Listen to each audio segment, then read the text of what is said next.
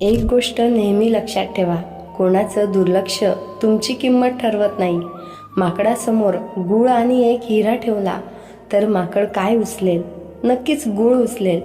माकडाने गूळ उचलला म्हणून हिऱ्याची किंमत कमी होत नाही, कारण हिऱ्याची किंमत माकडाच्या निवडीवर ठरत नाही. अगदी तसंच आयुष्यातही आहे. काही लोक आपल्याला महत्त्व देत नाहीत, कधी आपल्या अपेक्षा पूर्ण करत नाहीत, कधी आपल्याला इग्नोर करतात. तेव्हा आपण स्वतःला कमी समजू लागतो. पण लक्षात ठेवा, एखाद्याला तुमची किंमत कळत नाही, त्यामुळे तुमची किंमत कमी होत नाही. तुम्ही फक्त तुमचं काम करत राहा. हिऱ्यासारखे मजबूत आणि मौल्यवान राहा. जाणाऱ्यांना हसून निरोप द्या आणि येणाऱ्यांचं मनापासून स्वागत करा.